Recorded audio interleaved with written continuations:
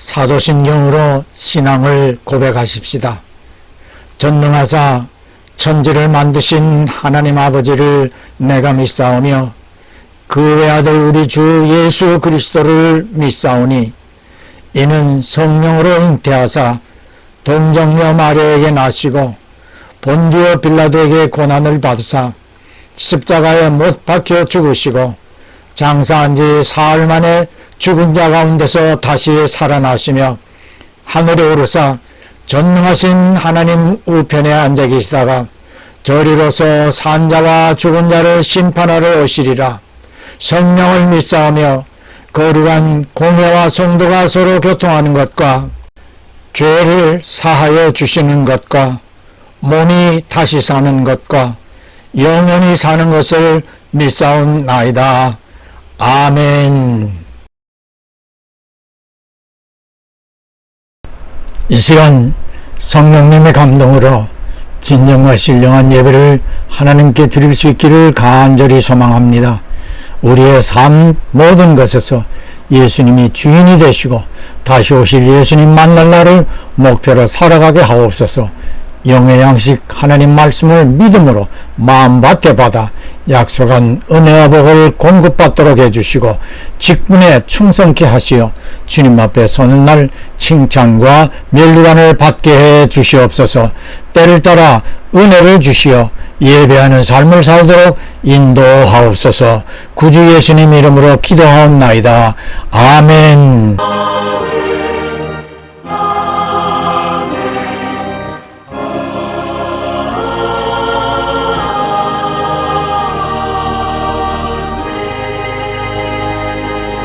찬송가 200장 주의 피로 이룬 샘물.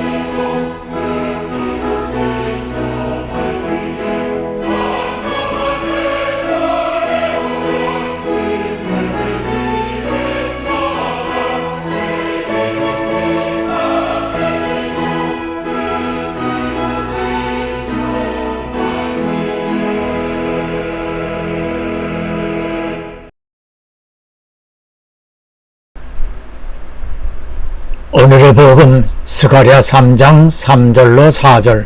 여호수아가 더러운 옷을 입고 천사 앞에 섰는지라 여호와께서 자기 앞에 선 자들에게 명하사 그 더러운 옷을 벗기라 하시고 또 여호수아에게 이르시되 내가 네 죄가를 제하여 버렸으니 네게 아름다운 옷을 입히리라 하시기로. 아멘. 더러운 옷을 벗어버려라. As a priestly nation. This vision is a bit different from the others, and there is no question about it. The characters are identifiable.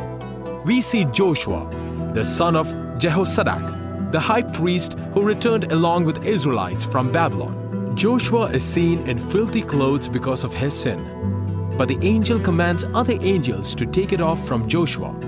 The filthy clothes represent his sins, and by lifting them away, it shows God's forgiveness and love.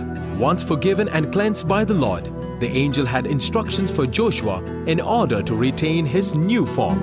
He said, If you will walk in my ways and keep my requirement, then you will govern my house and have charge of my courts. 오늘도 성령님의 감동하시는 은혜 가운데 말씀을 듣는 복된 시간이 되시기를 주 예수님 이름으로 축복합니다. 스가랴 선지자는 학개 선지자와 동시대인 BC 520년부터 518년경 이 말씀을 기록하는데, 포로 귀환한 유다는 왕이 없어 바빌론 다리오 왕의 연도를 사용합니다. 예루살렘으로 돌아온 5만여 명의 유다인을 독려하며 성전을 재건할 때 방해자들의 괴롭힘으로 성전 재건이 중단되고 있음을 보고 하나님께서 보여주시는 여러 가지 환상을 통하여 유다 민족에게 내려졌던 하나님과의 언약을 상기시키면서 미래의 소망을 가지고 하나님께 드리는 예배 의식을 회복하도록 성전 재건을 권고하고 있습니다. 보신 애니메이션은 오늘 본문의 내용을 묘사한 것으로 당시 대제사장 역할을 하는 여호수아의 신앙 상태가 하나님 보실 때에 만족할 만한 것이 아니요, 하나님이 은혜를 베푸시어 여호수아가 입고 있던 더러운 옷을 벗기고 하나님의 은혜로 내려지는 아름다운 옷으로 갈아입히고 선조들의 패역하였던 전철을 기억하고 하나님의 말씀을 순종할 것과 그럴 때에 미래의 소망으로 유다 민족에게서 메시아 왕국의 왕이 되실 예수께서 탄생하실 것까지 예언하고 있습니다. 왜 여호수아의 더러운 옷을 언급하고 있을까요? 본문에 사탄이 등장하고 있는데 성도들의 조그마한 약점도 침소봉대하여 하나님께 참소하기를 좋아하는 사탄은 욥의 때처럼 대제사장의 심각한 죄와 허물을 의미하는 더러운 옷을 입고 있음을 참소한 것입니다. 그러자 하나님께서는 여호수아가 입고 있던 더러운 옷을 벗기게 하고 사탄이 참소하는 여호수아의 죄과를 모두 제하여 버리고 아름다운 대제사장의 옷으로 입혀주심으로 더 이상 사탄이 참소하지 못하게 하셨습니다. 깨끗하여지고 의로워짐은 인간의 공로로 받게 되는 것이 아니라 전적으로 믿는 자에게 내려주시는 하나님의 은혜입니다. 여호수아의 예를 통하여 모든 믿는 자들이 얻게 되는 구원과 의로 옷 입혀지는 것을 의미합니다. 정통 유대교인들은 지금도 구약 성경에서 언급한 대로 검은 모자에 검은 코트와 검은 바지를 사시사철 주야로 입고 다닙니다.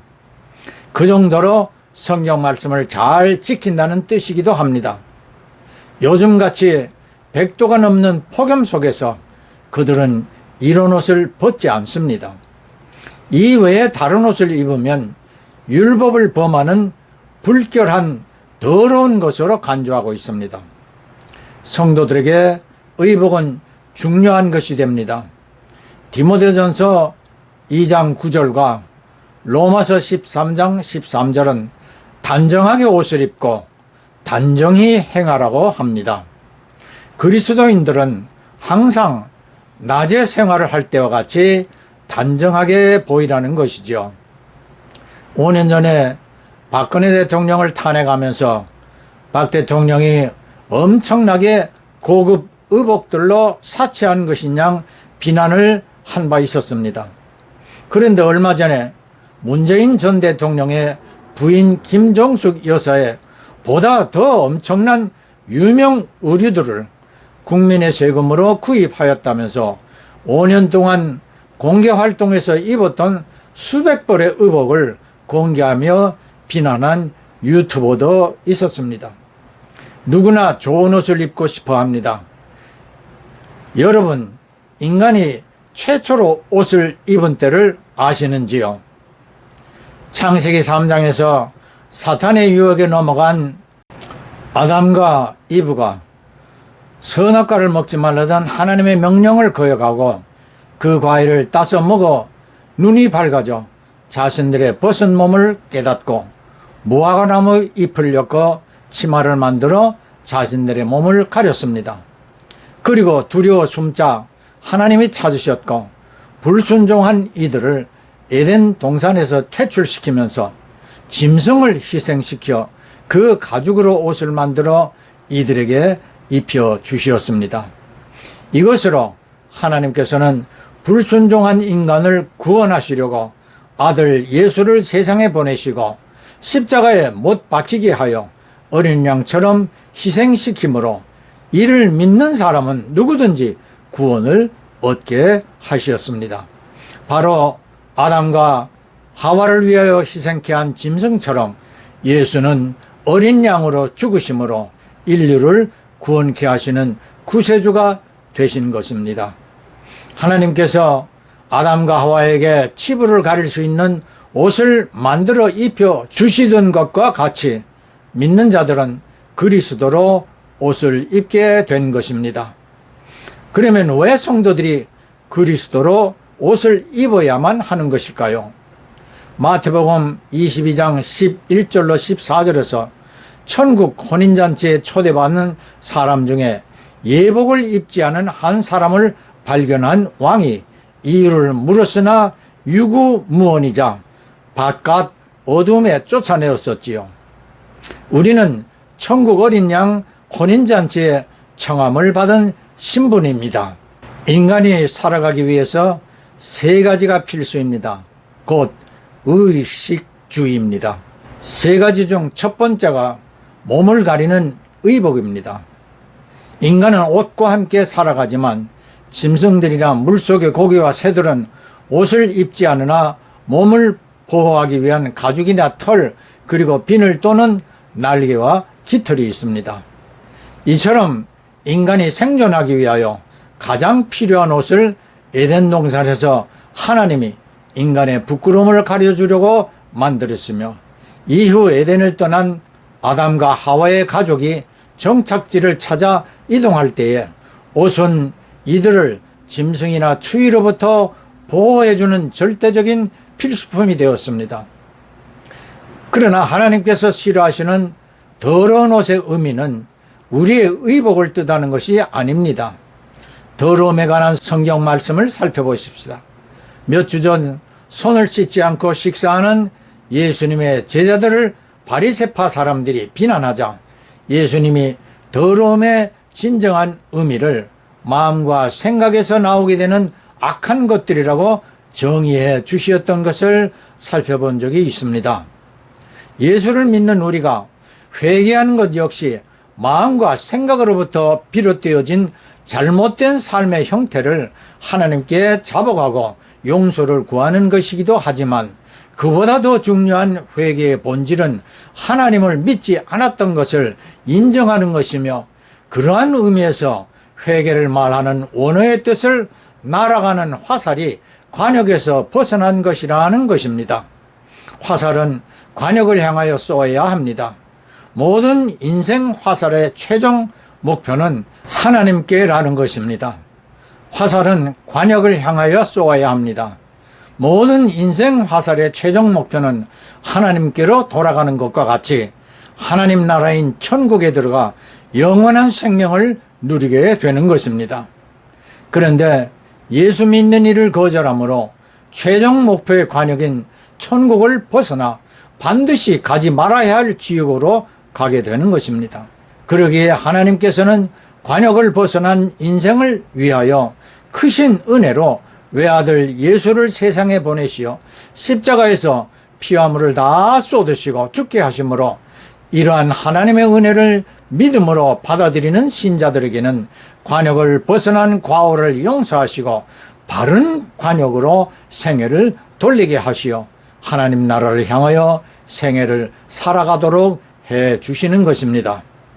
누가복음 15장 25절로 32절에서 예수님이 비유로 하신 탕제 이야기를 보면 부자의 두 아들 중 둘째가 아버지를 졸라 재산을 상속받고 집을 나가 허랑방탕한 삶으로 그 재물을 모두 허비합니다. 그런 차지에 그 지역에 흉년이 들어 식량난이 일어났고 이 둘째는 간신히 돼지치기 일거리를 얻어 돼지우리 관리를 합니다. 음식이 없으니 돼지 먹이엔 쥐염 열매로 굶주린 배를 채워야 했습니다. 돼지우리를 관리하는 그의 몰골은 돼지 몰골과 같았지요.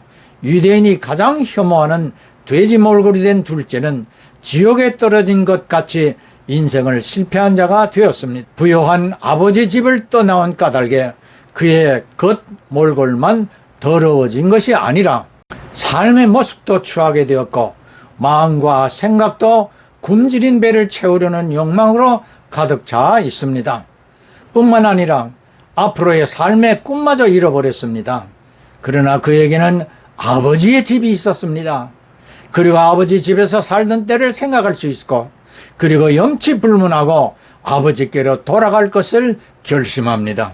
이후의 스토리는 우리 모두 잘 알고 있으므로 여기서 끝내고 이와 같은 인생을 살고 있는 우리의 모습임을 생각하면서 아버지 집을 떠나기로 결심한 그 마음과 생각이 이미 아버지를 떠나 잘못된 삶을 향하였고 관역을 벗어나는 죄를 지음으로 아버지께로 돌아가 죄를 빌어야 하겠다는 회심, 회개를 하는 결심이 더 중요하였다 하겠습니다.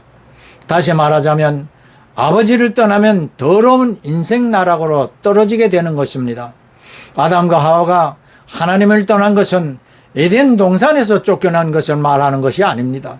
사탄의 미혹에 넘어가 과일에 손을 대었고 그 일로 두려워 하나님의 낯을 피해 숨었을 때에 이미 그들의 마음은 하나님을 떠난 것이 됩니다. 하나님의 책망시에 이들이 변명을 하지 않고 탕자처럼 회개할 수 있었다면 사랑의 하나님이 한 번 더 기회를 주시지 않았을까요?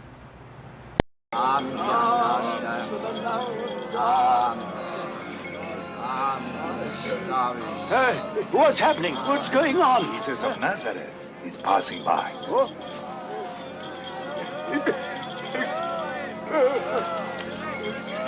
Jesus! Oh, Jesus! Son of David, have mercy on me! David, have mercy on me!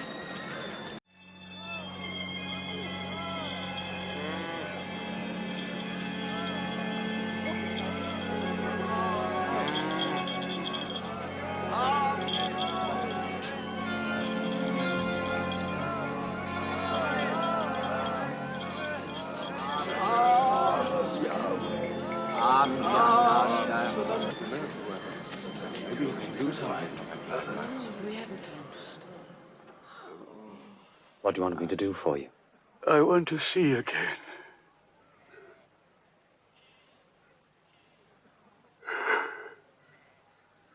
Then see. Your faith has made you well. I can see. I can see. I can see.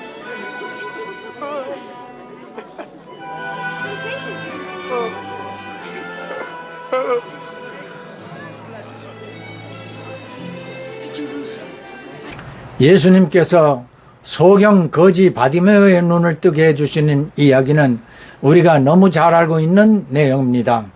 그런데 위 마태, 마가, 누가복음에 기록된 이 내용에서 마가복음만 특별하게 다루고 있는 내용이 있습니다. 즉 바디메오가 여리고성에서 나오는 예수님 이야기를 듣고 다윗의 자손 예수여 나를 불쌍히 여기소서 라고 소리를 지르며 예수님을 찾게 되지요.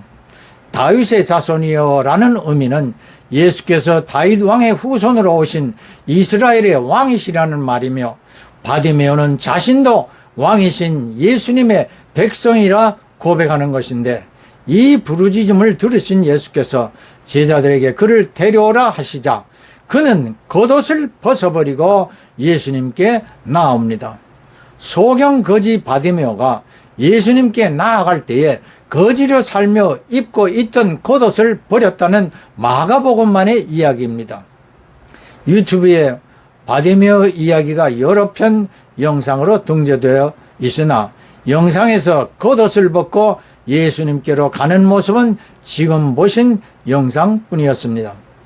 저는 겉옷을 벗어던지고 예수께로 나아가는 바디메오의 마음에서 아버지 집으로 돌아가려고 결심을 하는 탕자의 마음을 알게 되는 것 같습니다. 바디메오라는 이름은 디메오의 아들이라는 것이며 당시에 이름이 없는 비천한 사람들을 부를 때 누구 아들 혹은 누구의 딸로 호칭을 하였습니다.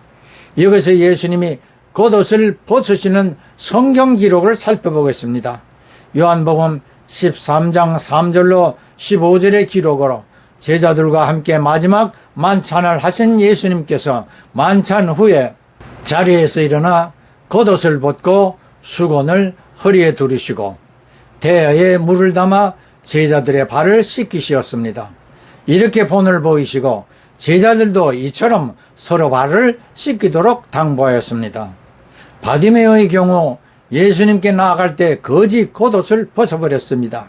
그리고 예수님은 제자들의 발을 씻겨주기 위하여 겉옷을 벗으시었습니다. 회개하고 하나님께 돌아와 성도가 된 예수를 믿는 자들은 하나님의 은혜를 베푸시어 계시록 7장 14절에 어린 양의 피에 그 옷을 씻어 희게 되었다고 하였습니다. 그렇다면 이러한 하나님의 은혜를 보답하기 위해서라도 성도들은 하나님의 뜻을 따라 성도로서의 삶을 살아야 마땅할 것이며 그러한 성도의 삶을 계시록 19장 8절은 어린 양 혼인잔치의 청함을 받은 성도들에게 빛나고 깨끗한 세마포를 입게 하시는데 이 세마포를 성도들의 옳은 행실이라 하므로 성도들이 말씀대로 주 예수를 섬기며 살아온 삶을 뜻하고 있습니다. 다시 말해 예수님이 제자들에게 서로 섬겨주는 본을 보이신 대로 성도들이 더위에 겉옷을 벗고 땀 흘려 수고하며 주 예수님을 위하여 헌신한 것을 하나님이 잊지 않으실 뿐 아니라 그 모든 수고가 헛되지 않을 것임을 고린도전서 15장 58절에서 약속하고 있습니다. 창세기 34장 30절에서 야곱은 아들들이 다른 족속에게 냄새를 내게 하였으니 자칫하면 집안이 망하게 될 것이라고 염려합니다. 이유인즉 야곱의 딸 디나가 세겜성에 구경을 나갔다가 추장 세겜에게 성폭행을 당하였고 세겜은 디나와 혼인을 하겠다고 야곱에게 청혼을 하자 야곱의 아들들이 계략으로 세겜과 성주민 남자들 모두가 할례를 받으면 허락하겠다고 하여 저들이 할례를 받고 고통 중에 있을 때 성을 기습하여 저들을 몰살시켰습니다. 야곱은 이러한 아들들의 행위를 타 족속에게 냄새나게 하는 것으로 표현하며 예전에 형 에서를 피하여 도망할 때 야복 강가에서 돌베개를 하고 잠들어 하나님의 천사들이 나타나신 꿈을 꾸었던 베델로 가서 하나님께 제단을 쌓기로 하고 전 가족에게 자신들을 정결케 하는 뜻으로 의복을 바꾸어 입게 하고 그곳에가 제단을 쌓고 하나님께 예배를 드립니다. 살인자의 의복을 벗고 새 옷을 입은 후 하나님 앞에 서게 되므로 하나님은 저들을 만나 주셨고 야곱의 이름을 이스라엘이라 하시며 생육하고 번성하라는 복을 허락하십니다. 우리 모두 옛사람의 옷을 벗고 새 사람의 옷을 입음으로 날마다 새로운 삶을 살게 되기를 구주 예수님 이름으로 축복합니다. 예, 아멘, 할렐루야. 봉헌은 예배의 한 요소입니다. 헌금, 예물 다 중요하지만 헌신, 나 자신을 온전한 제물로 드리려는 마음이 제일 중요합니다. 주 예수께서는 십자가에서 피와 물을 다 쏟으시어 우리를 위해 희생하신 어린 양의 제물입니다.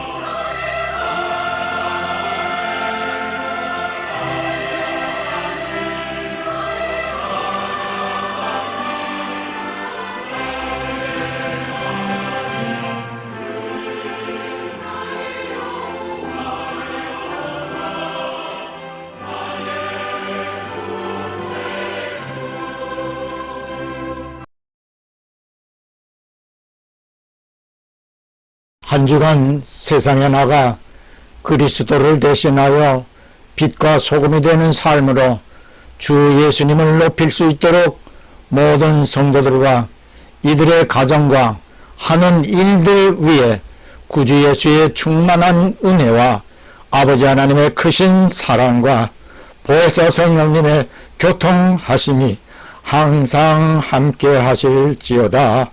아멘.